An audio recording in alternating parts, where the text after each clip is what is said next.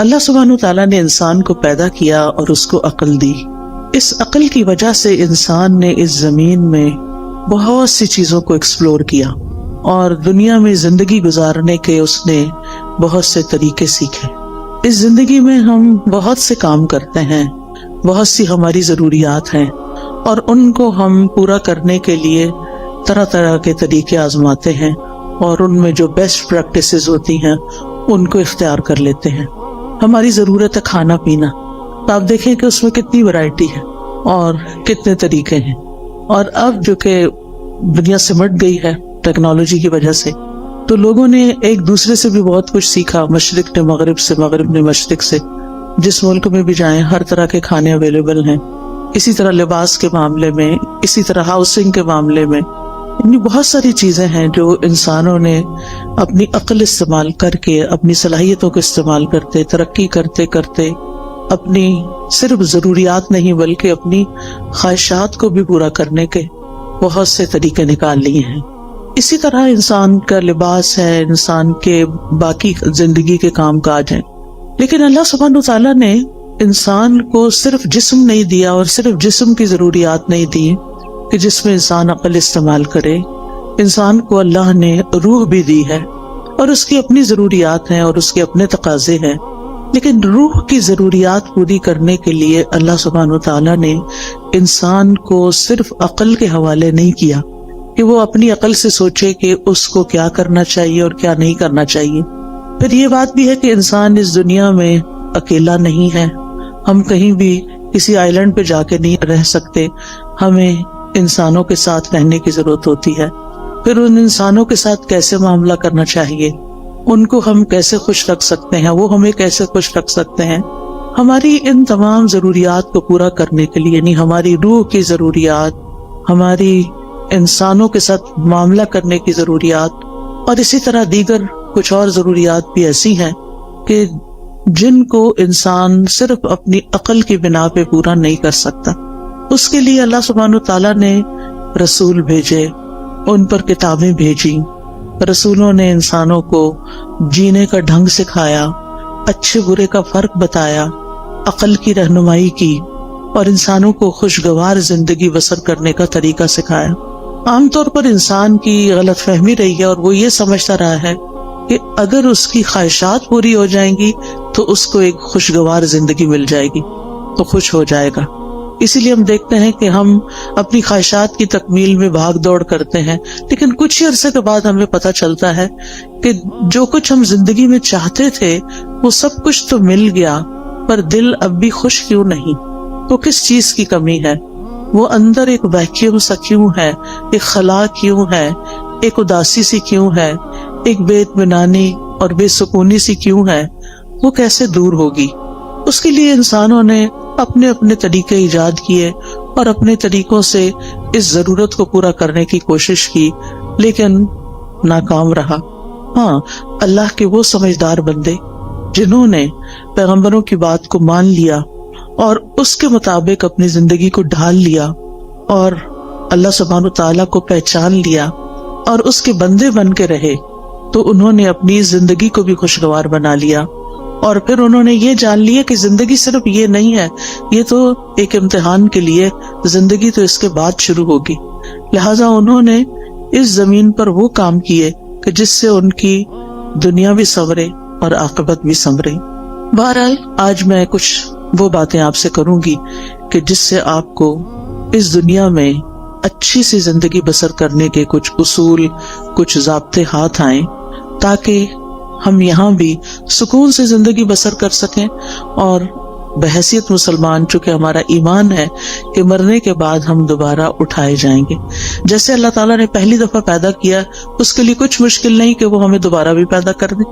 یعنی دوبارہ کی زندگی کا ثبوت کیا ہے؟ پہلی دفعہ پیدا ہونا. یہ زندگی دلیل ہے اس بات پر کہ مرنے کے بعد ایک اور زندگی بھی ہو سکتی ہے، اور ہم سب دوبارہ اٹھائے جائیں گے. اور جب اٹھائے جائیں گے پھر اللہ تعالیٰ کے حضور پیش کیے جائیں گے، اور پھر ہمارے اعمال تولے جائیں گے، اور پھر اس کے مطابق ہمارا ٹھکانہ بنے گا. کچھ لوگ جنت میں جائیں گے، کچھ جہنم میں جائیں گے. جنت میں جانے والوں کے بھی درجات ہیں اور جہنم میں جانے والوں کے بھی درکات ہیں. عربی زبان میں درجہ کہتے ہیں جو اوپر کو چیز جاتی ہے، اور درک کہتے ہیں جو نیچے کو جاتی. ان المنافقین فی الدرک الاسفل، یعنی سب سے نچلے گڑھے میں منافق ہوں گے. تو کچھ لوگ جنت میں جو جائیں گے، جنت میں بھی ان کے درجات ہوں گے. جنت کے بارے میں ایک روایت میں آتا ہے کہ اس کے 100 درجے. کچھ لوگ پہلے درجے پہ ہوں گے، کچھ 20ویں پہ ہوں گے، کچھ 30ویں پہ، اور کچھ آخری جنت الفردوس میں ہوں گے. اور یہ درجات کس بنا پر ہوں گے؟ قرآن مجید میں آتا ہے لِكُلٍّ دَرَجَاتٌ مِّمَّا عَمِلُوا، ہر ایک کے درجات ہیں اس کے مطابق جو انہوں نے عمل کیے. یعنی جیسے عمل ہوں گے، جتنے عمل ہوں گے، اس کے مطابق درجہ ملے گا. دنیا میں بھی انسان جیسے جتنی کمائی کرتا ہے، محنت کرتا ہے، کام کرتا ہے، اتنا مال اکٹھا کر لیتا ہے. عمل کا بھی یہی حال ہے، جتنا انسان عمل کرتا ہے، کوشش کرتا ہے، اور اس کے مطابق پھر آخرت کے درجات کما لیتا ہے. اب یہ ہماری اپنی چوائس ہے کہ ہم اپنے لیے کیا چاہتے ہیں. بہرحال خوشگوار زندگی بسر کرنے کا پہلا اصول یہی ہے جو قرآن نے ہمیں دیا ہے کہ انسان عمل صالح پر، نیک کاموں پر، خیر کے کاموں پر توجہ کرے اور ان کو بجا لانے کی کوشش کرے. اس میں ہم سورۃ النحل میں دیکھتے ہیں، آیت نمبر 97 ہے، من عمل صالحا من ذکر او انثى وهو مؤمن فلنحيينه حياة طيبة وَلَنَجْزِيَنَّهُمْ أَجْرَهُمْ بِأَحْسَنِ مَا كَانُوا يَعْمَلُونَ. جو کوئی نیک عمل کرے گا، جو بھی کوئی اچھا کام کرے گا، خواہ مرد ہو یا عورت ہو، شرط یہ کہ وہ مومن ہو. وَهُوَ مُؤْمِنٌ فَلَنُحْيِيَنَّهُ حَيَاةً طَيِّبَةً، تو ہم اس کو ضرور عمدہ زندگی بسر کروائیں گے. حیات طیبہ، یہ آخرت کی بات نہیں ہو رہی، یہ دنیا کی بات ہو رہی ہے کہ دنیا میں بھی اس کو ایک اچھی پیور لائف ملے گی، صاف ستھری زندگی ملے گی. اور اس کا تعلق انسان کے ظاہر سے بھی ہے اور انسان کے دل سے بھی ہے. اور پھر اس کے بعد وَلَنَجْزِيَنَّهُمْ أَجْرَهُمْ، ان کو ان کے اعمال کا بدلہ بھی ضرور دیں گے. بِأَحْسَنِ مَا كَانُوا يَعْمَلُونَ، اس بہترین طریقے پر جو وہ عمل کرتے تھے. یعنی جس کوالٹی کا، جس درجے کا وہ عمل کرتے ہوں گے، اسی درجے کے مطابق ان کو وہاں بدلہ بھی دیا جائے گا. اس لیے ہمارا فوکس اس بات پر ہونا چاہیے کہ ہم اپنی زندگی میں نیک اعمال کی طرف متوجہ ہوں. لیکن نیک اعمال سے پہلے ایمان ضروری ہوتا ہے، یعنی ہمیں اپنے ایمان پر کام کرنے کی ضرورت ہے. وہ مؤمن شرط ہے. اگر ایمان نہیں ہے تو آپ دیکھیں اچھے کام تو دنیا میں ہر کوئی کم کوئی زیادہ اچھے کام کرتا ہے، بلکہ بہت سے نان مسلم ایسے ہیں جو شاید مسلمانوں سے بھی زیادہ اچھے کام کر رہے ہوں، انسانیت کی بھلائی کے کام کر رہے ہوں، لیکن وہ فائدہ نہیں دیتے جب تک کہ وہ اللہ کے لیے نہ کیے جائیں اور اللہ پر ایمان لا کر نہ کیے جائیں. ایون مسلمان بھی اگر کوئی اچھا کام کرتا ہے لیکن اللہ کے لیے نہیں کرتا تو اس کا فائدہ نہیں ہوتا اس کو. اگر وہ اپنا کام دکھاوے کے لیے کر رہا ہے، دوسروں کو خوش کرنے کے لیے کر رہا ہے، تو اس کا وہ فائدہ نہ ہوگا. لہذا پہلا کام کیا کرنا ہے ہمیں کہ ہمیں اپنے ایمان پر کام کرنا ہے. ہمیں دیکھنا ہے کہ ہمارا ایمان کس کس چیز سے بڑھتا ہے اور کس کس چیز سے بڑھے گا. لہذا بہت ضروری ہے کہ ہم وہ کام کریں جس سے ہمارا ایمان بڑھے. اس میں آپ دیکھیں کہ ہم میں سے ہر شخص اپنے دل کی کیفیت کو تو سمجھتا ہے. ہم میں سے ہر ایک کو پتا ہے کہ کس کام کے بعد میری اندر کی فیلنگز اچھی ہو جاتی ہیں، میری اللہ سے محبت بڑھ جاتی ہے، مجھے لوگوں سے کوئی شکوے شکایت نہیں رہتے، مجھے صبر کرنا آ جاتا ہے، مجھے شکر کرنا آ جاتا ہے، مجھے لوگوں کے رویوں سے بے نیازی آ جاتی ہے، دنیا کے غم ہلکے ہونے لگتے ہیں. وہ کون سی چیز ہے؟ اس راز کو پائیں. جس نے اس راز کو پا لیا وہ کامیاب ہو گیا. کیونکہ بہت سے لوگ بھٹکتے رہتے ہیں اندھیروں میں، سب کچھ جاننے کے باوجود بھی ان کو یہ نہیں پتا چلتا کہ ان کے دل کا چین، سکون، اطمینان، خوشی کس چیز میں ہے. سب کچھ ہوتے ہوئے بھی وہ پریشان کیوں رہتے ہیں؟ سب کچھ ہوتے ہوئے بھی کسی چیز کی کمی کا احساس کیوں رہتا ہے؟ لہٰذا ہم میں سے ہر ایک کو مختلف چیزیں ٹرائی کرنی چاہیے. تجربہ کرنا چاہیے. وہ کون سی بات ہے، وہ کون سا کلام ہے، وہ کون سی مجلس ہے، وہ کون سا انسان ہے، وہ کون سی محنت اور کوشش ہے کہ جس کے بعد مجھے ایک سیٹسفیکشن نصیب ہوتی ہے. اور جس چیز کے بعد آپ کو ملے اس چیز کو پھر دوبارہ دہرانا چاہیے. وہ قرآن مجید کا پڑھنا بھی ہو سکتا ہے، وہ اللہ کا ذکر بھی ہو سکتا ہے، وہ بندوں کی خدمت بھی ہو سکتی ہے. اگر یہ سارے کام اللہ کی خاطر ہو رہے ہوں، کسی کو دکھانے کے لیے نہ ہو رہے ہوں، وہ صدقہ خیرات بھی ہو سکتا ہے. نبی صلی اللہ علیہ وسلم نے فرمایا کہ تم آگ سے بچو خواہ کھجور کا ایک ٹکڑا، یعنی پوری کھجور بھی نہیں، بشق تمرہ. شق کہتے ہیں یعنی اگر جب اس کو دو حصوں میں توڑا جائے تو وہ ہر دو حصہ شق جانب، یعنی اس کا ایک پیس جو ہے کھجور کا ایک پیس اندر تو گٹلی ہوتی، اگر وہ پوری کھجور بھی نہیں دے سکتے، آدھی کھجور دے کے بھی تم اس کو پا سکتے ہو، یعنی آگ سے بچ سکتے ہو. تو ایسا ضرور کرو. کہنے کا مطلب یہ ہے کہ ہم اپنی زندگی میں صرف اپنی خواہشات کی تکمیل نہ کریں، صرف اپنی خواہشات کے پیچھے نہ دوڑتے رہیں، بلکہ ان کاموں کے پیچھے جائیں خواہ ان میں محنت لگتی ہو، خواہ ان میں تکلیف ہوتی ہو، خواہ ان میں کچھ قربانی کرنی پڑتی ہو، لیکن اس کے نتیجے میں ہمیں سکون قلب حاصل ہوتا ہو. امام ابن تیمیہ نے کہا تھا کہ انسان کے لیے ایک جنت دنیا میں ہے اور ایک آخرت میں ہے. جو دنیا کی جنت میں داخل نہیں ہوا وہ آخرت کی جنت میں داخل نہیں ہو سکتا. وہ دنیا کی جنت کیا ہے؟ وہ دنیا کی جنت دل کا سکون ہے، دل کی راحت ہے، دل کی ٹھنڈک ہے، دل کا اطمینان ہے، دل کی خوشی ہے کہ جس سے انسان ہر طرح کے حالات میں ایک پرسکون انسان رہتا ہے. اس کے لیے ہر شخص کو خود محنت کرنا ہے، اور اصول میں نے آپ کو دے دیا کہ اس کی جو ہے وہ ایمان لا کر عمل صالح ہے، نیک عمل ہے. لیکن وہ نیک عمل کیا کیا ہے؟ ان کا علم حاصل کرنا ضروری ہے کہ کون کون سے کام اللہ تعالیٰ کو پسند ہے. پھر اسی طرح آپ دیکھیے کہ دوسری چیز جو انسان کو خوشی دیتی ہے وہ انسانوں کے ساتھ احسان کا معاملہ ہے، چاہے زبان کے ساتھ چاہے کام کے ساتھ. یعنی جب آپ کسی کے ساتھ اچھا بول لیتے ہیں، صرف اس کے ساتھ نہیں جو آپ کے ساتھ اچھی طرح بات کرتا ہے، اس کے ساتھ بھی جو آپ سے اچھی طرح بات نہیں کرتا اور کبھی بھی نہیں کرتا. ہم میں سے ہر شخص کی زندگی میں کچھ لوگ ایسے ضرور ہوتے ہیں کہ ہم ان کے ساتھ اچھا کرتے بھی رہیں پھر بھی وہ ویسے ہی رہتے ہیں جیسے وہ ہوتے ہیں. لیکن ایسی جگہ پر جب انسان اپنی سیٹسفیکشن کے لیے اچھا کرتا ہے تو مزہ نہیں آتا، لیکن جب اللہ کے لیے کرتا ہے تو اس کا دل خوش ہو جاتا ہے کہ میں نے وہاں نیکی کی، میں نے اس کے ساتھ نیکی کی جس سے مجھے کوئی جواب نہیں ملنا. لہذا قولوا للناس حسنا، لوگوں سے جب بھی بات کریں، چاہے آپ کے ملازم ہوں، چاہے آپ کے رشتہ دار ہوں، چاہے آپ کہیں کام کرتے ہیں تو آپ کے کولیگز ہوں، چاہے آپ کہیں پڑھاتے ہیں تو آپ کے شاگرد ہوں، کوئی بھی ہو، بڑوں کے ساتھ پھر بھی انسان عزت کا اور احترام کا ایک معاملہ کرتا ہے، لیکن عموماً اپنے جیسوں کے ساتھ پھر ویسا ہی کرتا ہے جیسے اس کے ساتھ کیا جا رہا ہوتا ہے، اور اس کو ہم جسٹیفائی بھی کرتے ہیں. ہم یہ کہتے ہیں وہ بھی تو کرتا ہے نا، وہ بھی تو ایسے ہی کرتا ہے، ایسے کو تیسا ہی ہونا چاہیے. یہ اصول ہم نے خود بنا لیا، ایسے کو تیسا. یہ قرآن سے ٹکراتا ہے، ایسے کو تیسا نہیں. جو برا کرے ہمیں کیا تعلیم دی گئی ہے کہ ہم اس کے ساتھ اچھا کریں.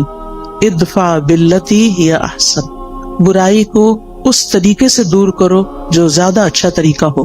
تو انسانوں کے ساتھ احسان بات کے ذریعے بھی، کوئی اچھی بات ان کو بتائیں، کوئی اچھا مشورہ دیں. اگر ان کو کوئی پریشانی ہے یا ان کو کسی بات میں کوئی مشکل پیش آئی ہوئی ہے تو ان کی اس مشکل کا حل تلاش کرنا. تو زبان کے ذریعے آپ کسی کو تسلی دے سکتے ہیں، کسی کا دل خوش کر سکتے ہیں، تو یہ احسان کا معاملہ ہے. اور دوسرا، عمل کے ساتھ، کام کے ساتھ، جن لوگوں کے ساتھ ہمارا دن رات کا انٹریکشن ہوتا ہے، ہمیں یہ معلوم ہوتا ہے کہ ان کی ضروریات کیا ہیں، ان کے وہ کون سے کام ہیں جو میں کر سکتی ہوں، میں کہاں ان کے کام آ سکتی ہوں. اور پھر جب آپ وہی کام کرتے ہیں تو آپ کو خاص خوشی نصیب ہوتی ہے. ایک خوشی انسان کو اپنی خواہشات کی تکمیل سے ہوتی ہے کہ جو لوگ آپ کو اچھے لگتے ہیں، آپ ان کے لیے کچھ کرتے ہیں تو آپ کو بہت اچھا فیل ہوتا ہے، تو وہ بھی ایک خوشی ہوتی ہے. لیکن وہ دراصل آپ اپنی خواہش پوری کر رہے ہوتے ہیں. لیکن ایک احسان وہ ہوتا ہے کہ آپ اللہ کی خاطر للہ، صرف اللہ کو راضی کرنے کے لیے، اور کسی بدلے اور کسی صلے کی کوئی توقع نہیں. انما نطعمکم لوجہ اللہ لا نرید منکم جزاء ولا شکورا. ہم تو تمہیں صرف اللہ کی خاطر کھلا رہے ہیں، ہم تم سے نہ کوئی بدلہ چاہتے ہیں، شکریہ بھی نہیں چاہتے، حتیٰ کہ ہم یہ بھی نہیں آپ پہ بوجھ ڈالتے کہ آپ ہمارے لیے دعا کریں.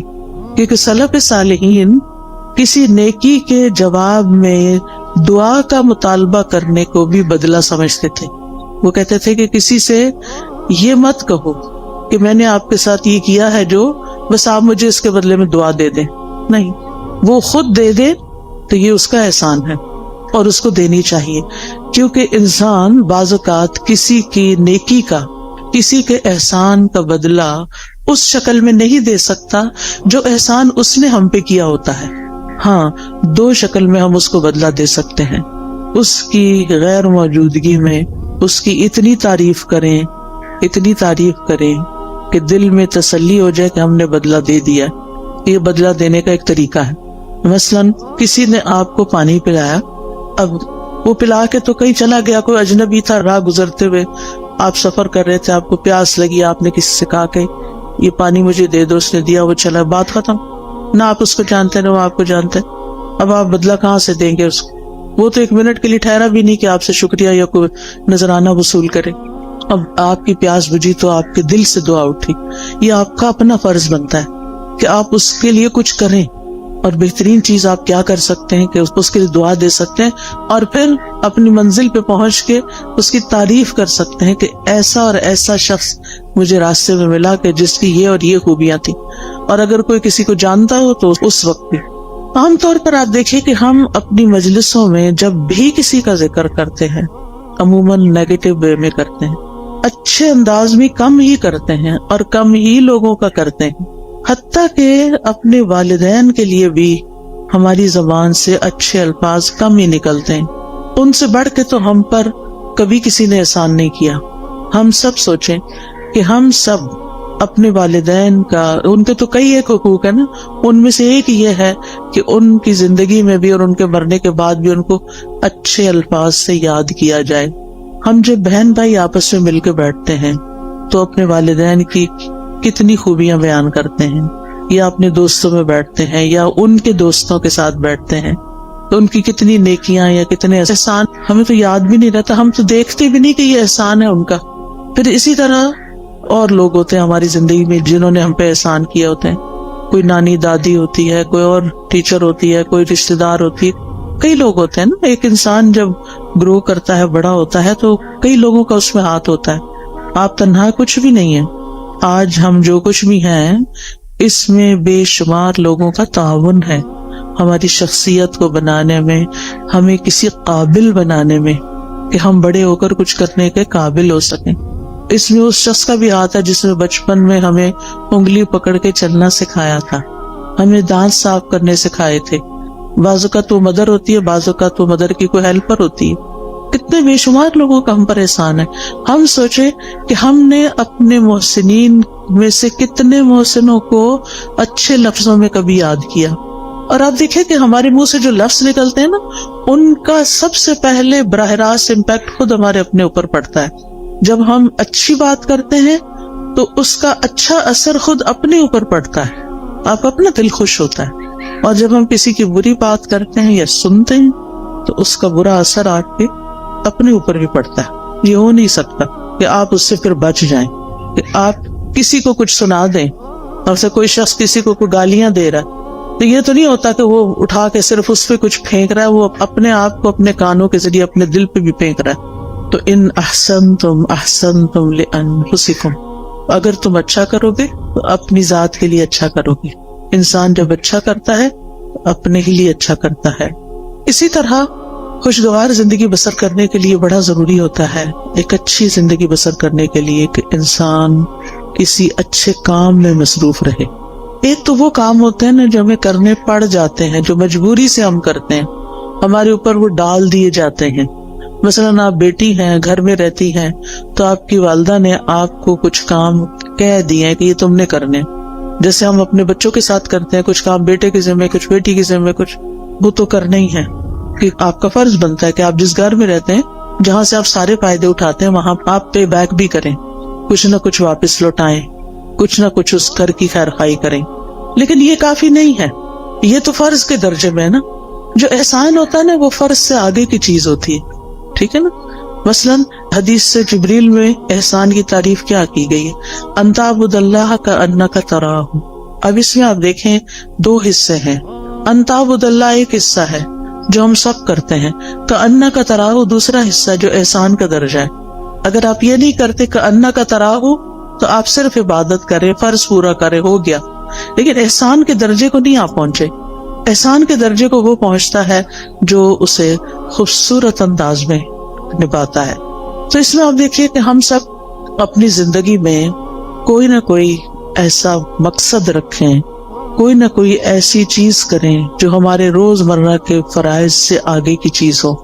اس میں ہم کوئی علم سیکھنے کی بات کر سکتے ہیں، کوئی سکھانے کی کر سکتے ہیں، کوئی ایسا ہنر اللہ نے آپ کو دیا ہے کہ جس سے آپ خلق خدا کو کوئی فائدہ پہنچا سکتے ہیں. اور جو لوگ اپنی جوانی میں مصروف زندگی گزارنا سیکھ لیتے ہیں، اپنے وقت کو لغو اور فضول بیکار باتوں سے بچا کر اچھے کاموں میں لگاتے ہیں، ان کا بڑھاپا بڑا خوشگوار ہوتا ہے.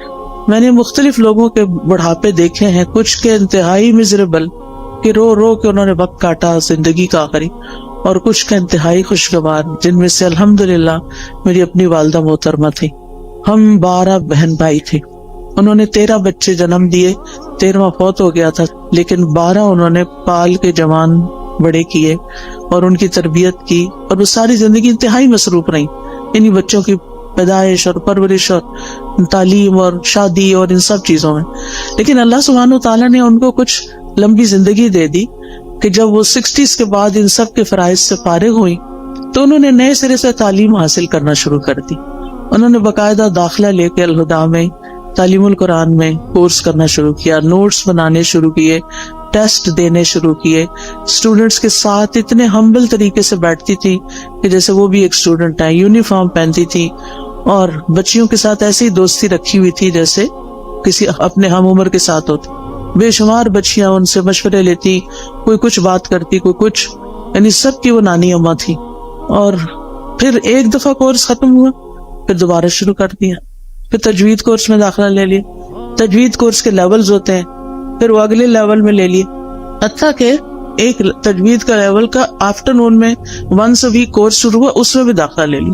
اب وہ صبح 8 بجے سے آئی بھی ہوتی تھی اور پھر میرے گھر پہ آرام کرتی، اور پھر وہ شام کا کورس اٹینڈ کر کے 70s میں تھی جب ان کی وفات ہوئی، 78 ایئرس کی تھی وہ. اور اس کے باوجود وہ کسی دن اپنی کلاس مس نہیں کرتے. وہ بہن بھائیوں میں سے جو ملنے جاتا وہ کہتا آپ آرام کریں، آپ کیوں اپنے آپ کو تکلیف دیتے. لیکن وہ صبح سویرے وہ اپنے کام پہ پہنچی ہوتی تھی. اور جس دن وہ بیمار ہوئی ہیں اس سے ایک دن پہلے بھی وہ اپنی کلاس میں آئی ہیں اور اپنا سارا دن وہاں پورا کیا ہے، اور شام کو کسی کو ملنے کے لیے بھی گئی ہیں. اور پھر اگلے دن صبح اٹھی ہیں تو ان کو تکلیف شروع ہوئی ہے، جس میں ان کی ڈیتھ 2-3 دن کے بعد ہو گئی. اور نہ ان کی زبان پہ کسی کا شکوہ، نہ کسی سے گلہ، نہ کسی سے کوئی توقع، کون میرے پاس آتا ہے اور کون نہیں. اور اگر ہم جاتے بھی تھے نا، جیسے بہن بھائی ماشاءاللہ ایک کے بعد ایک، تو تھوڑی دیر بات چیت کرتی تھی، وہ کہتے اچھا میری ذرا سورت رہتی ہے، ہر روز سورت بقرہ پوری پڑھنی. پھر آل عمران بھی شروع کر دی کہ جب پتا چلا کہ 2 سورتیں قیامت کے دن 2 بادلوں کی شکل میں ہوں. اور پھر اپنے ہاتھ سے ڈیلی الہدیٰ میں صدقہ کرنا. الحمدللہ ان کے بعد بھی اب تک ہم نے وہ سلسلہ جاری رکھا ہوا ہے کہ جس طرح وہ خود آ کے ہر روز سیدھی جا کے صدقہ کرتی ہیں، بھیجتی کہ جا کے ڈال کے آئیں. تو الحمدللہ تو جو عادتیں انسان ڈال لیتا نا اپنے اندر کسی نہ کسی کام کی مصروفیت رکھنے کی. ٹھیک ہے، اگر آپ کے اس وقت بچوں کی وجہ سے بہت مصروفیت ہے، آپ ریگولر 4 دن کا کورس جوائن نہیں کر سکتے، فل ٹائم نہیں کر سکتے، آپ ہفتے میں 1 دن کر لیں. آپ باقاعدہ طالب علم بنیں، آپ پڑھیں، سبق یاد کریں، ٹیسٹ کریں، تب آپ کو پتا چلے گا آپ کہاں کھڑے ہیں.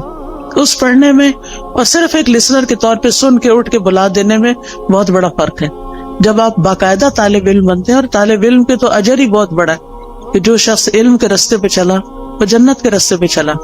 تو چاہے ہفتہ بار کلاس لیں، چاہے ڈیلی لیں، چاہے صبح کی لیں، چاہے شام کی لیں، چاہے رات کی لیں، چاہے آن لائن لیں، یعنی کوئی طریقہ اپنے لیے ضرور سوچیں.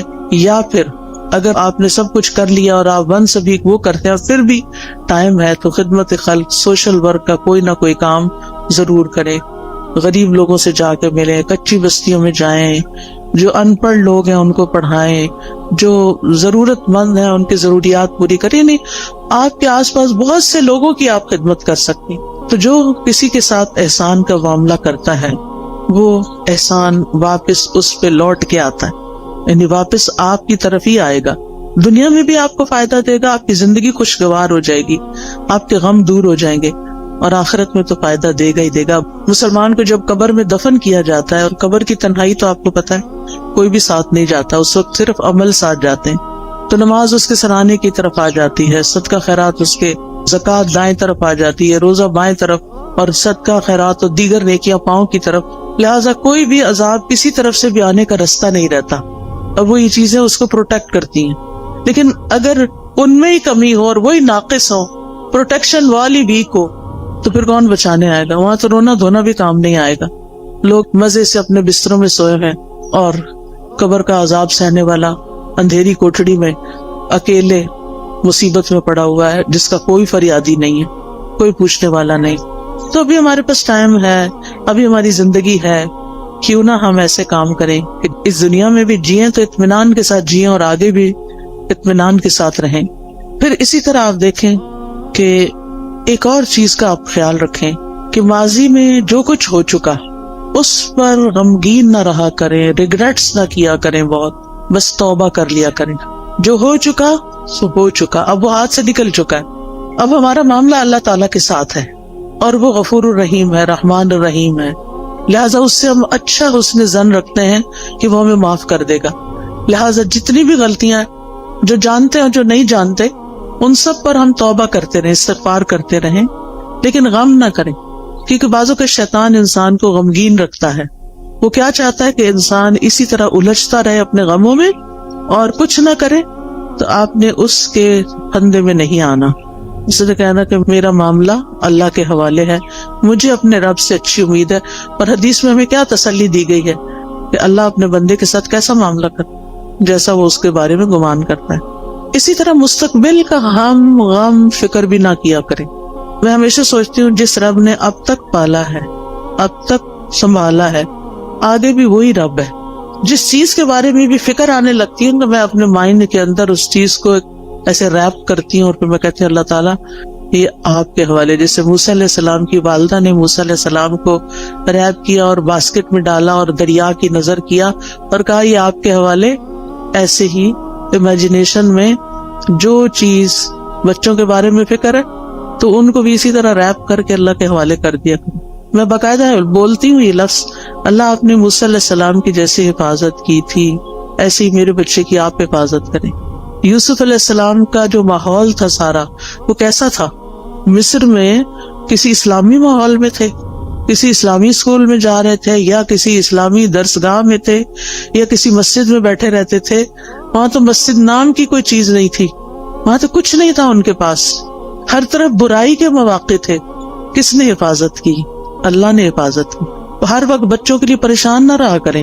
آپ کہا کریں کہ اللہ میں نے ان کو تیرے حوالے کیا، آپ نے یوسف علیہ السلام کی حفاظت کی تھی، آپ میرے بچے کے ایمان اور دین کی بھی حفاظت کریں. اور اللہ کرے گا. تو جس چیز کے بارے میں آپ فکر کرتے ہیں نا اس کے لیے اپنی تدبیر ضرور کریں، کوشش کریں، محنت کریں. لیکن ہر چیز ہمارے ہاتھ میں نہیں ہے، اللہ کے ہاتھ میں ہے. اور اللہ کا جب اذن ہوتا ہے تو وہ چیز ہو جاتی ہے. انما امرہ اذا اراد شیئا ان یقول لہ کن فیکون. تو اس طرح اپنے بوجھوں سے آزاد ہوں تاکہ آپ شرح صدر کے ساتھ حال میں اس وقت جو کام کر رہے ہیں اس پہ فوکس کریں. مثلا میں اگر اس وقت پڑھا رہی ہوں، کچھ سکھا رہی ہوں، اور میں غم لگا کے بیٹھی بھی ہوں کسی اور چیز کا، تو میں کوالٹی نہیں دے سکتی. آپ اگر یہاں بیٹھے ہوئے اور سوچ رہے ہیں کوئی گھر میں مسئلے کا، تو آپ کا آدھا دل ادھر ہے آدھا ادھر ہے، آپ ڈیوائیڈڈ ہیں، آپ انجوائے نہیں کر سکتے. اس وقت آپ سب کچھ چھوڑ کے آئے ہیں، ریلیکس ہو جائیں، سکون سے بیٹھیں، اطمینان سے سنیں، اپنے لیے کچھ پک کریں، یاد رکھیں، ساتھ لے کے جائیں. اور اس کے مطابق زندگی بسر کریں تاکہ یہاں آنے کا کچھ فائدہ ہو آپ کو. تو اپنے سارے خیالات کو کیا کرنا ہے, اکٹھا کر کے اس نقطے پہ فوکس کرنا ہے جو آپ اس وقت کام کر رہے ہیں. پھر ایک اور چیز جو دلوں کو بڑا اطمینان دیتی ہے اور وہ ہے اللہ کا ذکر. اٹھتے بیٹھتے چلتے پھرتے ہر موقع کا ہمیں ذکر سکھا دیا گیا. آپ سیڑھی چڑھ رہے ہیں تو آپ اللہ اکبر کہیں, آپ اتر رہے ہیں تو سبحان اللہ کہیں, آپ کہیں انٹر ہو رہے ہیں تو بسم اللہ پڑھیں, آپ کہیں سے نکل رہے ہیں تو دعا پڑھ لیں, آپ گاڑی میں بیٹھے ہیں تو دعا پڑھ لیں, آپ گھر میں داخل ہوئے تو پڑھ لیں, آپ گھر سے نکل رہے ہیں تو پڑھ رہے ہیں, کھانا کھانے لگے تو آپ پڑھ لیں, کھانا کھا چکے ہیں تو دعا پڑھ لیں, آپ سونے لگے ہیں تو دعا پڑھ لیں, کوئی آ گیا ہے تو سلام دعا میں دعائیں ہیں. یعنی کون سی چیز ایسی ہے جس کے بارے میں ہمارے دین نے ہمیں رہنمائی نہیں دی اور ہمیں دعائیں نہیں سکھائی. ہمیں پتہ نہ ہو تو وہ الگ بات ہے. لہٰذا کثرت سے اللہ کا ذکر. قرآن مجید میں اللہ تعالیٰ اپنے مومن بندوں اور بندیوں کی صفت یہ بیان کرتے ہیں وَالذَّاكِرِينَ اللَّهَ كَثِيرًا وَالذَّاكِرَاتِ کہ وہ کثرت سے اللہ کا ذکر کرنے والے ہیں, مرد بھی اور عورتیں بھی. اور اس کے علاوہ فارغ اوقات میں ڈرائیو کر رہے ہیں, آپ گھر کے کام کاج کر رہے ہیں, کھانا پکا رہے ہیں, لانڈری کر رہے ہیں, کلیننگ کر رہے ہیں, کچھ بھی کر رہے ہیں, آپ کی زبان اللہ کے ذکر سے تر رہے, کیونکہ اللہ تعالیٰ کا وعدہ ہے الا بذکر اللہ تطمئن القلوب. اور یہ بھی آتا ہے الذین آمنوا وتطمئن قلوبہم بذکر اللہ. وہ لوگ جو ایمان لائے ہیں, ایمان والے جو ہیں, ان کے ذکر اللہ کے ذکر سے ہی اطمینان پاتے ہیں. اگر ذکر کچھ لوگ کہتے ہیں ذکر بھی کرتے پہ چین نہیں آ رہا, پھر اپنے ایمان پہ کام کریں, کیونکہ اللہ تعالیٰ نے ایمان والوں کی تو یہی صفت بیان کی کہ ان کو اللہ کے ذکر سے چین آ جاتا ہے, ان پہ یہ دوائی کام کر جاتی ہے. اور اگر آپ پر یہ دوائی کام نہیں کر رہی تو پھر دوائی کا قصور نہیں ہے, کچھ مشکل آپ کے اندر ہے, کیونکہ ذکر تیر بہدف نسخہ ہے. تیر بہدف کا مطلب ہوتا ہے نشانے پہ جا کے لگتا ہے, جس قسم کی آپ کو تکلیف ہو اس کا علاج ہے. پھر اسی طرح اپنی روزمرہ کی گفتگو میں اللہ کی نعمتوں کا ذکر شروع کر دیں, اللہ کی نعمتوں کو دیکھنا شروع کریں, چھوٹی چھوٹی باتوں پر شکر ادا کریں. مثلاً آپ واش روم میں جاتے ہیں, ٹیپ کھولتے ہیں, گرم پانی آتا ہے, صرف ہاتھ دھو کے وضو کر کے نہا کے باہر نہ نکلیں, بلکہ کیا کریں, دل ہی دل میں, ادھر اللہ کا ذکر تو نہیں ہم نے کرنا ہوتا واش روم میں کھڑے ہو کر, دل ہی دل میں کریں شکر ہے, شکر, لفظ شکر منہ سے نکالتے جائیں. شکر کا لفظ بولنا تو واش روم میں منع نہیں, شکر ہے, شکر ہے, شکر ہے. اسی طرح کوئی بھی اور چیز جو آپ کے گھر میں اللہ نے آپ کو سہولت دی ہوئی ہے, مثلاً سردی ہے اور اللہ نے آپ کو ہیٹر جیسی نعمت دی ہوئی ہے, آن کرتے ہوئے آف کرتے ہوئے اللہ تیرا شکر ہے تو نے یہ نعمت دے رکھی ہے. کتنے ہی لوگ ایسے ہیں جن کے پاس یہ نعمت نہیں ہے, کتنے ہی لوگ ہیں جن کے پاس پورا لباس بھی نہیں ہے, ان کے پاس آپ جیسی رضائی بھی نہیں ہے, ان کے پاس جوتے بھی نہیں ہیں, جرابیں بھی نہیں ہیں, پورا کھانا بھی نہیں ہے. ہمیں تو سردی لگتی ہے, ہم کہتے ہیں چائے کا کپ پی لو سردی ختم ہو جائے گی, یہ فلاں حلوہ کھا لو, فلاں کتنی سوغاتیں ہم نے بنائی ہوئی ہیں سردیوں کی اپنی سردی کو دور کرنے کے لیے. کیسی کیسی نعمتیں اللہ نے دی ہیں. یعنی صرف کھانے کی حد تک تھوڑی رہتے ہیں ہم سب کہیں نہ کہیں سے کچھ نہ کچھ بچا کے کر کے ہم اپنے لیے کچھ نہ کچھ ایکسٹرا بنا لیتے ہیں. کتنے لوگ ہیں جن کے پاس یہ سب کچھ, پھر بھی ہم روتے ہیں کیونکہ ہم شکر ادا نہیں کرتے. آپ چل سکتے ہیں, آپ بول سکتے ہیں, آپ کو کوئی اچھی سی خوشبو آتی ہے, شکر, اللہ تیرا شکر. اللہ کی نعمتوں پر شکر ادا کرنا سیکھیں. اور لوگوں سے بھی بات کریں تو نعمتوں کا ذکر کریں, مسائل کا نہ ہر وقت کریں. مشکل پتہ کیا ہے, ہم صرف مسائل کو ڈسکس کرتے ہیں, یہ مسئلہ پیش آ گیا, وہ مسئلہ پیش آ گیا, یہ مسئلہ حل نہیں ہوا, وہ مسئلہ حل نہیں. شوہر گھر آئے گا تو مسائل کی پٹاری کھل جائے گی, بچوں سے ملاقات ہوگی تو مسائل ہیں, کیوں ہر وقت مسائل کی باتیں کریں. مسائل جس وقت یاد آئے نا, دیر اینڈ دین دل ہی دل میں اللہ کو پکار لیا کریں, اللہ تعالیٰ یہ مسئلہ تو ہے, بس آپ حل کر دیں, سارے خزانے تیرے ہاتھ میں, آپ نہیں کرنا ہے. اور واقعی ہم نے خود تو کرنا نہیں ہوتا, کوشش ضرور کریں, لیکن بندوں کے پاس حال کوئی نہیں ہے. بندے آپ کی طرح یا آپ سے بھی زیادہ کمزور ہوتے ہیں. جن بندوں پہ ہم ریلائے کر رہے ہوتے ہیں وہ بعض اوقات ہم سے بھی کمزور ہوتے ہیں. اسی لیے اللہ تعالیٰ نے قرآن مجید میں ایک مثال دی ہے. اللہ کے سوا جنہوں نے اور سہارے بنا رکھے ہیں, اولیاء بنا رکھے ہیں, مددگار سمجھ رکھے ہیں, ان کی مثال مکڑی کی طرح ہے جو ایک گھر بناتی ہے، اور گھروں میں سب سے کمزور گھر مکڑی کا ہوتا ہے. اگر مثال کے طور پر کہیں مکڑی کا جالا لگا ہوا ہے اور آپ ذرا سلپ ہونے لگے، پکڑے ذرا جالے کو، سہارا دے گا آپ کو؟ نہیں، کمزور ہے وہ جالا.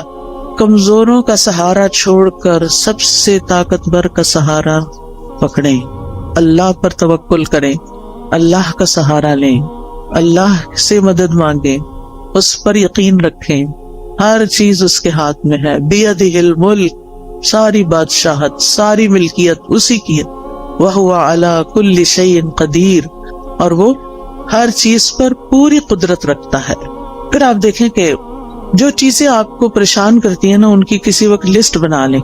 مجھے یہ بھی فکر ہے، مجھے یہ بھی فکر ہے، یعنی کیا کیا کیا کیا کیا کیا پریشان کر، کیا کیا غمگین کر. ہاتھ پہ ہاتھ رکھ کے نہیں بیٹھے رہیں، لسٹ بنائیں.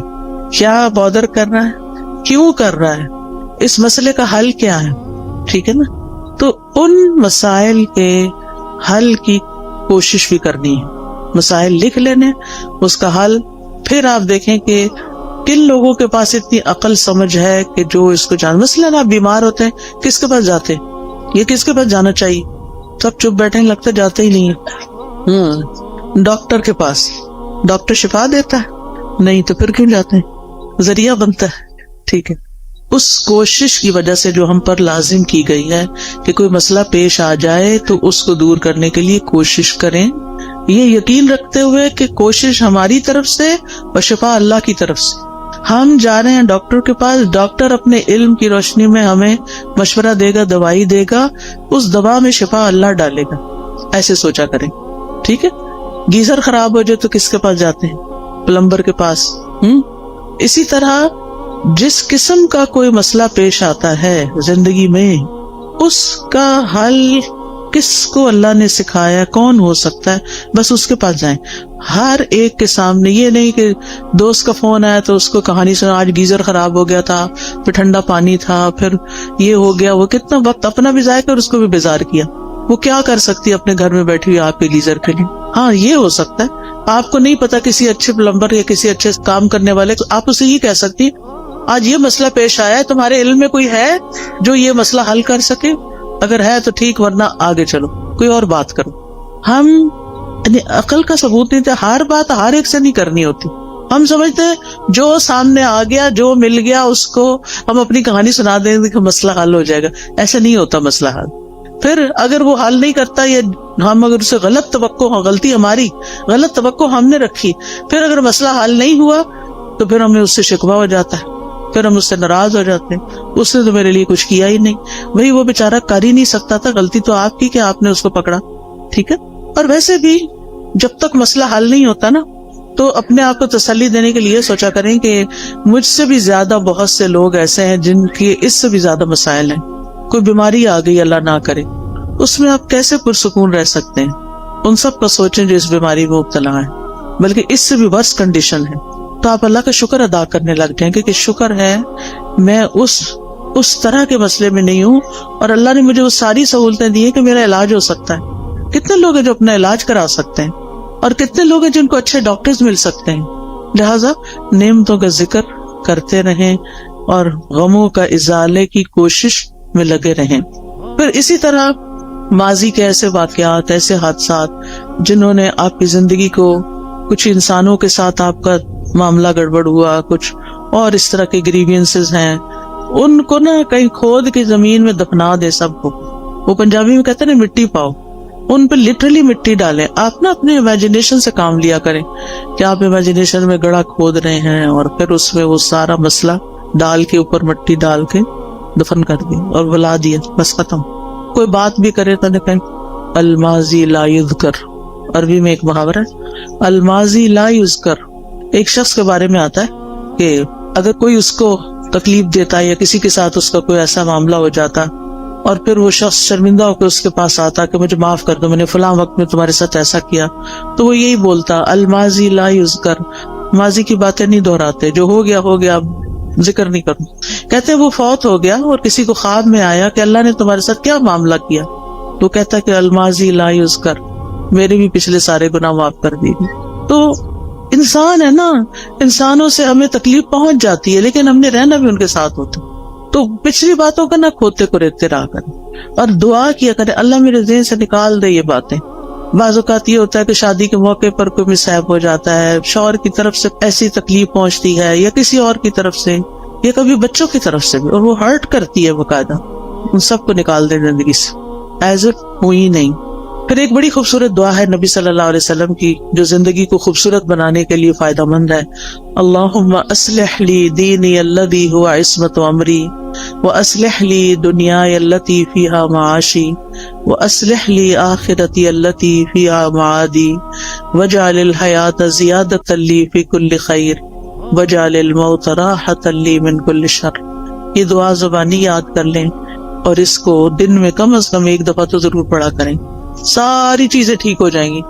اس میں دین، دنیا، آخرت، ہر چیز کو ٹھیک کرنے کی بات ہے. پھر اسی طرح بعض اوقات انسان اپنے اوپر قابو نہیں پا سکتا، اپنے ہاتھوں مجبور ہوتا ہے، چاہے غصے کا وقت ہو، چاہے غم کا وقت ہو، چاہے خوشی کا وقت ہو. بعض اوقات ہم خوشی میں بھی آپے سے باہر ہو رہے ہوتے ہیں، تو ایسی صورت میں اللہ تعالیٰ سے دعا کیا کریں اللہم رحمتک ارجو فلا تکلنی الی نفسی طرفۃ عین واصلح لی شأنی کلہ لا الہ الا انت. اے اللہ میں تیری رحمت کی امید رکھتی ہوں، تو مجھے میرے نفس کے حوالے ایک آگ جھپکنے کی دیر بھی نہ کرنا، ایک لمحے کے لیے بھی مجھے میرے نفس کے حوالے نہ کرنا، کیونکہ ان النفس لامارۃ بالسوء، یا تو نفس کسی برائی کی طرف لے جائے گا یا نفس کوئی بری بات یاد کر لے گا پچھلی اور اس سے پریشانی کھڑی ہو جائے گی. تو لا الہ الا انت، اللہ الہ تو ہی میرا ہے.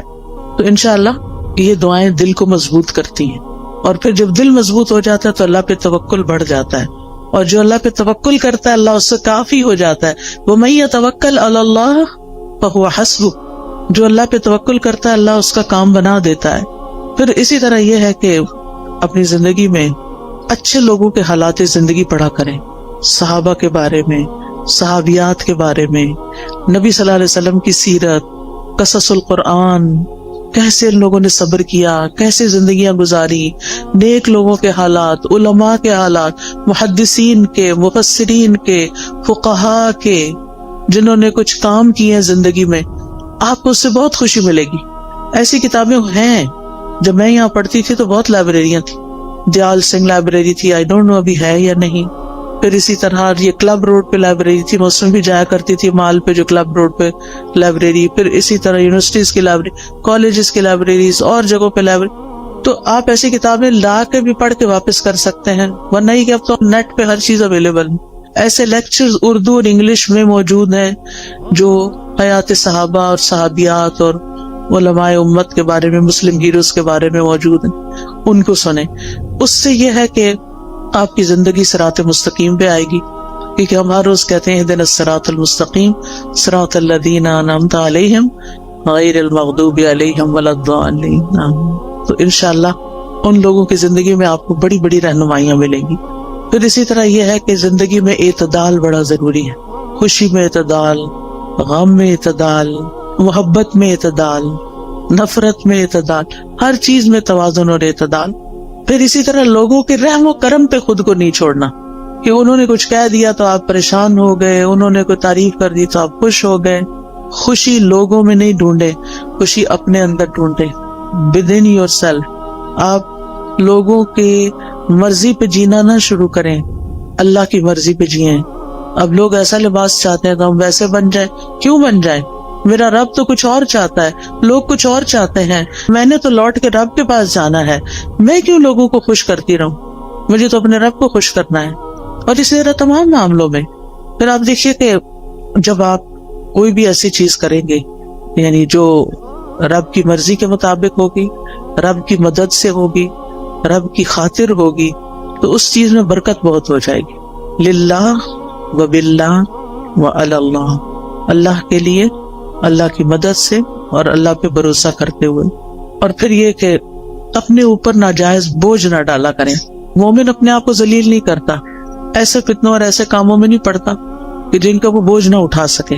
لہذا جذبات میں آ کے ایسے کام مت شروع کر دے کہ جن کو آپ 2 دن کر کے پھر تھک جائے اور کہ میں نہیں کر سکتا. جو بھی کام شروع کرے بیبی سٹیپ لیں، چھوٹا چھوٹا کریں، پھر آگے بڑھتے جائیں. ورنہ بڑا بھی کام کرنا ہے نا، 1000 میل کا بھی سفر طے کرنا ہے تو 1 قدم سے شروع کریں.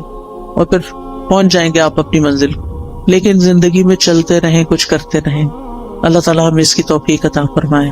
وآخر دعوانا ان الحمدللہ رب العالمین. تو آپ میں سے اگر کوئی کچھ بات کرنا چاہتا ہے تو یو آر موسٹ ویلکم. السلام علیکم استاد جی. وعلیکم السلام.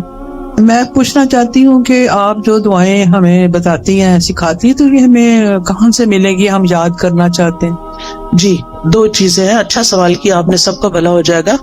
مجھے نہیں معلوم یہاں کوئی اسٹال لگا ہوا یا نہیں, لیکن قرآنی اور مسنون دعائیں جو ہیں اور ایاک نستعین, اس کے اندر یہ دعائیں ہیں. اسی طرح اگر آپ کے پاس آئی فون یا اینڈرائیڈ ہے تو اس میں ایپ ہے دعائیں کے نام سے. آپ اگر الہدا انٹرنیشنل ٹائپ کریں نا سرچ میں جا کے, جہاں سے ایپس نکلتی ہیں, تو وہاں الہدا انٹرنیشنل ٹائپ کریں تو وہاں جتنی بھی ایپس ہم نے بنائی ہیں وہ ساری آ جائیں گی. اس میں قرآنی اور مسنون دعاؤں کی ایپ الگ بھی آ جائے گی, سونے جاگنے کی بھی آ جائے گی, اور ایک دعائیں کے نام سے ساری دعاؤں کو اکٹھا کر دیا گیا, وہ بھی آ جائے گی. وہ آپ ڈاؤن لوڈ کر لیں اپنے فون پر, اور جب آپ کا دل چاہے اس کو مارک کر لیں, بک مارک لگا لیں اور اپنی دعائیں پڑھتے رہیں. ٹھیک, اس میں فیوریٹ کا نشان بھی لگا سکتے ہیں. دعائیں تو بے شمار ہیں, جو مجھے ملی سب ڈلواتی گئی. یعنی اس میں یہ کوشش کی کہ کوئی چیز رہے نہیں, جو علم میں آئے وہ رہے نہیں, وہ جمع ہو جائے بس, تاکہ سب کچھ اللہ سے مانگ لیں. خود تو آتا نہیں نا, تو جو رسول اللہ صلی اللہ علیہ وسلم نے مانگی یا نیک لوگوں نے مانگی, ہم بھی وہ مانگ لیں اپنے لیے. تو اس ایپ کو میں بہت انجوائے کرتی ہوں. بس ایسے اوپر کرتے جاؤ اور پڑھتے جاؤ اور دعائیں مانگتے جاؤ. عمرے کی صحیح ختم ہو جاتی ہے, وہ دعائیں ختم نہیں ہوتی, اتنی دعائیں ہیں اس میں الحمدللہ. تو وہ آپ ایپ ڈاؤن لوڈ کر لیجیے. ٹھیک ہے, اور کوئی؟ السلام علیکم. وعلیکم السلام. میرا ایک سوال ہے کہ ابھی آپ نے اچھے طریقے سے بتایا کہ ہماری پرابلمز ہیں, ہماری مشکلات ہیں, اور ان کو ہم نے ڈیل کیسے کرنا ہے. تو آپ گائیڈ کریں پلیز کہ اس وقت جو ہمارے یوتھ ہیں اور اسلام کی جو اس وقت شکل ہے دنیا میں, اس کو ہم کس طرح بہتر طور پہ کر سکتے ہیں, کیونکہ ہم سب مائیں ہیں, ہماری کوشش ہوتی ہے کہ ہم اپنے بچوں کو دین سے محبت اور دین کا جو ابھی آپ نے عقیدہ بتایا وہ ان میں آنا چاہیے. تو تھوڑا سا گائیڈ کریں پلیز, ہم کس طرح اپنے بچوں کو اس فتنوں آپ دیکھیں کہ بچوں کی تربیت کے لیے بہت ساری چیزیں ہیں, بہت سے میرے لیکچرز بھی اس پہ ہیں, لیکن ایک چیز یاد رکھیے, جو ان سے کروانا ہے وہ خود نمونہ پیش کریں. اگر ہم خود کر کے وہ دکھائیں گے ان کو, تو وہ بھی یقین کے ساتھ اس کو کریں گے, اور انشاءاللہ ہمارے کہنے میں بھی وزن ہوگا اور برکت ہوگی, اور انشاءاللہ وہ آگے بڑھ کے کریں گے. ہمیں سے ہر شخص اپنا اور اپنے سے آس پاس کے 10 لوگوں کا ذمہ لے لے کہ ان کی زندگیوں کو قرآن و سنت کے مطابق کرنا ہے, تو آپ دیکھیں کہ بہت جلدی امیج ٹھیک ہو سکتا ہے انشاءاللہ. اس میں کوئی ایسی چیز ہمارے پاس چھو منتر بالکل نہیں ہے کہ جس سے کچھ ہوگا. لانگ ٹرم کام کرنا پڑے گا. جیسے اگر آپ نے مثلا اپنا وزن کم کرنا ہو, کوئی دنیا میں ایسا نسخہ نہیں کہ آپ کوئی چیز کھا لیں اور آپ پتلے ہو جائیں. لمبے عرصے میں کام کر کے اپنا امیج ٹھیک کرنا پڑتا ہے. جی, آپ کچھ کہنا چاہیں؟ میں قرآن کی خود بھی تعلیم حاصل کرنی چاہیے. آپ کے آس پاس جو ہے اتنا اچھا سینٹر بنا ہوا ہے, تو اپنی زندگی کا کچھ وقت نکالیں اور یہاں سے آ کے سیکھیں, تاکہ آپ کو اندازہ ہو کہ قرآن آپ کو اپنے بچوں کی تربیت کے کون سے اصول سکھاتا ہے, تاکہ آپ وہ امپلیمنٹ کریں. تو اس کے لیے پہلے علم کا ہونا ضروری ہے. تو یہ پاس ہی آپ کا سینٹر ہے, اس میں ضرور بالکل کوئی آ کے پراپر اس کا انٹروڈکشن کروا دے, کہاں پر ہے. جی السلام علیکم ورحمۃ اللہ وبرکاتہ. جی یہ ہمارا جو سینٹر بنا ہوا ہے, اس میں آفٹرنون بچوں کی کلاسز ہو رہی ہیں, پورے 5 دن ہو رہی ہیں. تو ہم نے فری پک اینڈ ڈراپ بھی دیا ہوا ہے, تو اس میں آپ بچوں کو لائیں. بچے الحمدللہ سیکھ رہے ہیں, تو آپ بچوں کو ادھر کروائیں. تو اس لیے یہ سب نے جو 408 ای بلاک, تو آپ بچوں کو بھیجیں تو بچے انشاءاللہ سیکھیں گے. آپ لوگ خود بھی آئیں, عورتوں کے لیے بھی کورسز ہیں, بچیوں کے لیے بھی ہیں, اور شام کو جو ہے وہ بچوں کی کلاسز ہو رہی ہیں. تو یہ سوسائٹی سے بہت لوگ آ رہے ہیں, یہ کماہا سے آ رہے ہیں, جٹول سے آ رہے ہیں. تو آپ بچوں کو ادھر لائیں تو بچے انشاءاللہ سیکھیں گے. السلام علیکم. کسی کو اور تو نہیں کچھ کہنا؟ السلام علیکم. جی وعلیکم السلام. میں آپ سے بات کرنا چاہتی ہوں کہ آپ سسٹم کی بات کریں. اللہ تعالیٰ قرآن پاک میں حاکم سے مخاطب ہے, تو سسٹم کی بات نہیں آپ کرتی ہیں, آپ قرآن کی ساری باتیں. جی آپ صحیح کہتی ہیں. اللہ تعالیٰ نے قرآن مجید میں یا ایھا الذین آمنوا کہا ہے, بہت دفعہ ایمان والوں کو ہی خطاب کیا ہے, جس میں صرف حاکم نہیں ہوتے, سبھی ہوتے ہیں. اور جو کوئی بھی سسٹم بنتا ہے نا وہ انسان بناتے ہیں. اگر یعنی سسٹم کسی بلڈنگ کا نام نہیں ہے, سسٹم کسی دیوار کا نام نہیں, کسی مشین کا نام نہیں. سسٹم بنا بھی لیے جائے تو ان کو امپلیمنٹ انسان کریں گے. کیا ہمارا ملک اسلام کے نام پر نہیں لیا گیا؟ کیا ہمارے ملک کا آئین اسلامی نہیں ہے؟ کیا ہمارے ملک میں بہت سے قوانین اسلامی نہیں ہیں؟ لیکن جتنے ہیں, میں نہیں کہتی سارے, لیکن جتنے ہیں وہ بھی کیوں نہیں امپلیمنٹ ہو رہے؟ کیونکہ ایسے افراد نہیں ہیں.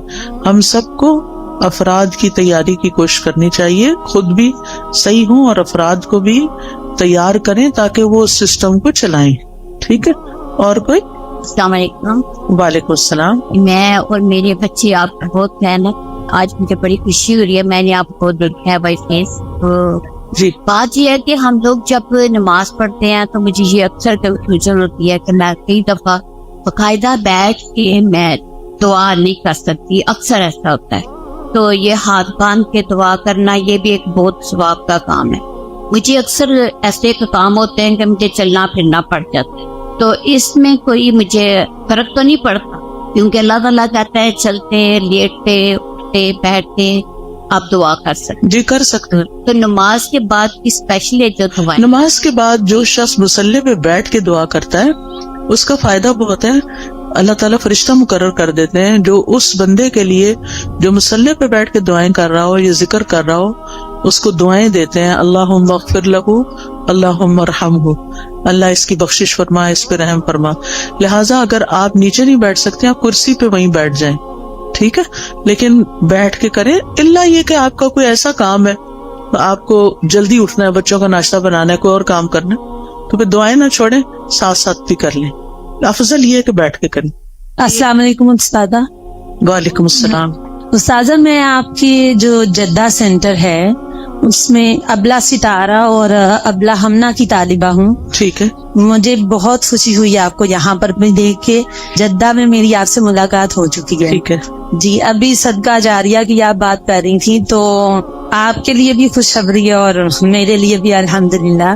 میری بچیاں مسجد نبوی کی طالبہ ہیں اور آن لائن پڑھتی ہیں وہاں سے. تو آپ ابھی یہ اسمال اسٹیپس کی بات کر رہی تھیں تو میں I used to keep on playing the audio of Asma Huda in my home. الحمدللہ بچہ بھی حفظ کر چکا ہے اور بچیاں بھی کر رہی ہیں. تو جب یہ ان کو سنا رہی تھیں وہاں کی ابلا کو مسجد نبوی کی, اینڈ شی آسکڈ کہ آپ نے اسما ہدا کا سنا ہوا ہے, تو مجھے اتنی خوشی ہوئی. آپ بھی ماں ہیں الحمدللہ, آپ کو بھی ان کی بشارت دنیا میں بھی اللہ تعالیٰ اچھی کام ان سے بھی لے. اور میری بچی کی بھی آواز سن کے انہوں نے پک کیا کہ یہ وہاں سے پڑھ کے آئی ہیں کہیں. الحمدللہ. جی, بس یہ چھوٹے چھوٹے سے اسٹیپس اگر ہم آئے لیں گی تو بالکل کچھ نہ. نہیں, ہم جی بعض اوقات یہ سوچتے ہیں ہمارے پاس ریسورسز نہیں. الحمدللہ ہم ایسے دور میں پیدا ہوئے ہیں کہ ہمارے پاس آن لائن بہت سے ریسورسز موجود ہیں. کوئی بھی نہیں تو بھی ہم تنہا نہیں, بہت کچھ ہے ہم جس سے فائدہ اٹھا سکتے ہیں. السلام علیکم. وعلیکم السلام. ساتھ مجھے کوشچن کرنا ہے, جیسے آج کل بچوں کے ہم لوگ ریلیشنز کے لیے کوششیں کر رہے ہیں. بچوں کی چوائسیز ہوتی ہیں, بعض دفعہ فیملی پریشر ہوتا ہے کہ نہیں یہاں آپ کریں. تو اس میں ہم لوگ کو کیا کرنا چاہیے؟ بعض دفعہ ہوتا ہے ان کی چوائس میں ہم نکاح وغیرہ بھی کر دیتے ہیں, ہوتا ہے کہ چلو جائز طریقے سے آپ ایک دوسرے سے ریلیشن قائم رکھیں. بٹ گرلس کے جو ہوتے ہیں, لڑکیوں کے پیرنٹس, وہ پسند نہیں کرتے کہ بچہ بچی زیادہ آپس میں ملیں. اور اس میں پھر وہی ہوتا ہے کہ پرابلمز ہو گئی, کچھ بھی ہو گیا, اور بچہ کی تھوڑے عرصے بعد پتہ چلتا ہے چوائس بدل گئی نکاح کے باوجود کہ جی مجھے یہاں نہیں کرنا, مجھے یہاں کرنا ہے. اس طرح کے ماحول کے کیسے بچوں کو ٹیکل کریں؟ اصل بات یہ ہے نا کہ دین سے دوری کی وجہ سے بہت سارے مسائل ہیں. اللہ کا تقوی نہیں ہے, اللہ کا خوف نہیں ہے, زندگی کو فن بنایا ہوا ہے. اللہ تعالیٰ سمجھ دے بس. جزاکم اللہ خیرن. چونکہ اب میں اس سے زیادہ آگے گئی تو آپ کی نماز لیٹ ہو جائے گی, آپ کو گھر پہنچ کے مغرب وقت پر پڑھنی چاہیے, کیونکہ ان الصلاۃ کانت علی المؤمنین کتابا موقوتا, نماز مومنوں پر وقت کی پابندی کے ساتھ فرض کی گئی ہے, تو اس کا اہتمام کیجیے.